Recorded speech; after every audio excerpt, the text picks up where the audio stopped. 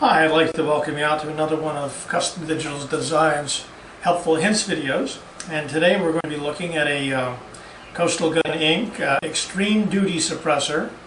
It's a 5.56 millimeter suppressor, and this one has the flash hider mount attachment, which is pretty neat because it goes on any rifle that has a standard A2 flash hider, and it attaches without tools and without having a special flash hider. So you just slide it up, slide it off. It's pretty easy. In order to take this apart, now what I'm going to do is I'm going to show you the back end here where the flash hider goes in.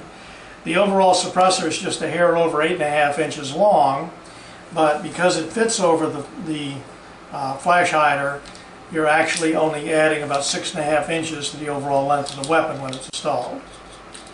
Now, to keep this from flopping around while we're disassembling, I'm just going to tighten that back up. Now, in order to take the suppressor apart, you will need an adjustable spanner, which we will soon have available for sale on the website. But this goes into these two holes, and then you're able to unscrew it. Once you start it, you can go ahead and take it off by hand. Now, if this suppressor had been on here for a while and had been fired quite a bit, you'd probably want to soak it overnight in WD-40 or Croil or some other penetrating type lubricant in order to loosen the powder fouling and make it easier to get it to come apart. This unit is nice and new, so it's going to be fairly simple to take care of. So after removing the end cap, we start taking the baffles out. Now you notice that the wide end of the baffle goes to the exit end of the suppressor, and the short end goes towards the muzzle of the weapon. We're going to just take these out. And these are nice and new and oiled, so they're coming out very easily. And the last thing that comes out is the spacer. Notice we've got everything out. We have the 5 baffles and the spacer. Now, if you were going to do a thorough cleaning on this, you would also try to go ahead and unscrew the fast attach unit here, but since we aren't going to do that right now in the interest of time, we'll just go ahead and assume we've done that, and we've now got everything cleaned, and we're going to reassemble. Now, one of the first things to notice is that you'll notice there's a step inside the spacer.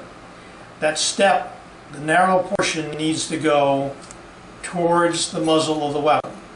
Okay, if it doesn't, you're going to find out if you put it in and you end up and you've got the last baffle kind of sitting right here and no way to put on the threaded end cap, you've put in the spacer backwards.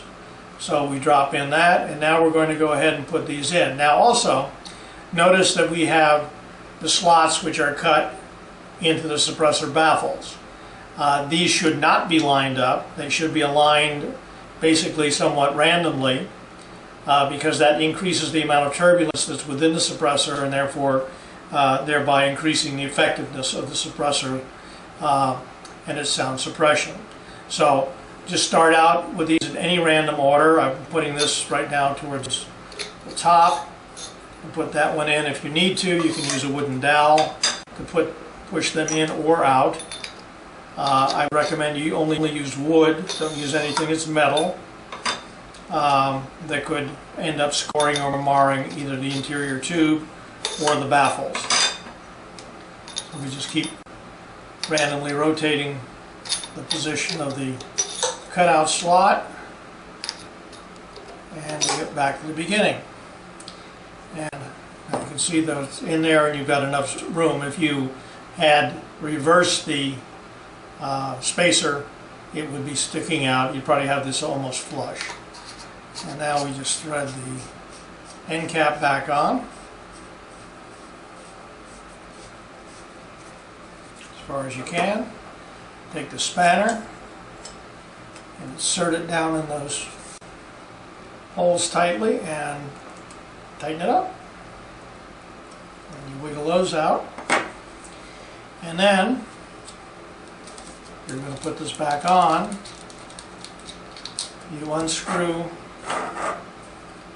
the fest attach, slide it on over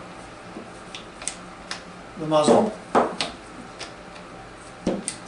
drop this down in the slot,